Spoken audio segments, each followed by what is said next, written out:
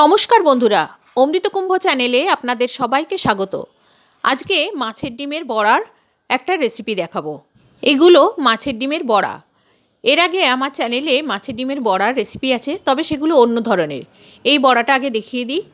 মাছের ডিম নিয়েছি, তাতে নুন আর হলুদ দিয়েছি পরিমাণ মতো, দিচ্ছি কাঁচা পেঁয়াজ আর কাঁচা লঙ্কা কুচি। সব কিছু মাখিয়ে রাখার পর বেসন দিয়ে দিলাম, 1 চিমটি খাওয়ার সোডা দিয়ে দিচ্ছি।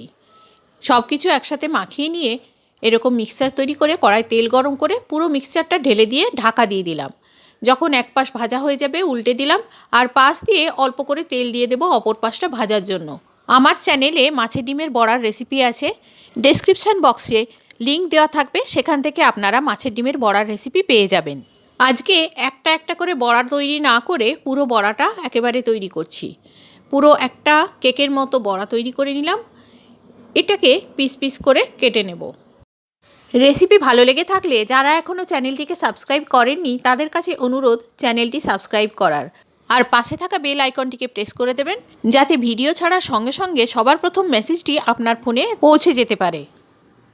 দেখুন, বড়ার ভেতরটা খুব সুন্দরভাবে রান্না হয়ে গেছে। এবারে এই বড়াগুলো টক করে আমি দেখাবো।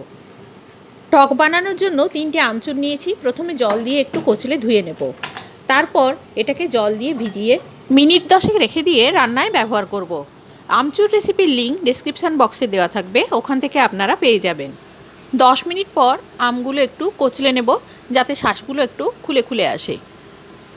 এরপর কড়াইতে সর্ষের তেল গরম করে সর্ষে, মৌরি আর শুকনো লঙ্কা ফোড়ন দিয়ে ফোড়নটা ভাজা হলে আমচুর সহ জলটা ঢেলে দিলাম। জলটা ফুটে উঠলে পরিমাণ মতো নুন আর পরিমাণ মতো হলুদ দিয়ে দিলাম। যারা টকের ঝোল যেরকম পছন্দ করেন সেই মতো জল দেবেন। এরপর বড়ার টুকরোগুলো জলের মধ্যে দিয়ে দিলাম।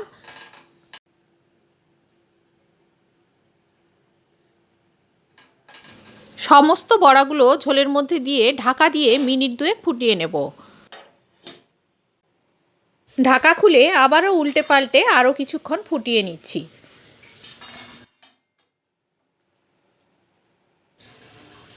ডিমের বড়াগুলো ঝোলের মধ্যে সেদ্ধ হয়ে গেলে এর মধ্যে দিয়ে দিচ্ছি সামান্য পরিমাণ চিনি।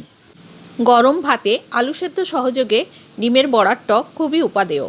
আজ এই পর্যন্ত, দেখা হবে আবার অন্য কোনো দিন অন্য কোনো রেসিপিতে। ততদিন সবাই ভালো থাকবেন, সুস্থ থাকবেন আর আনন্দে থাকবেন। ধন্যবাদ।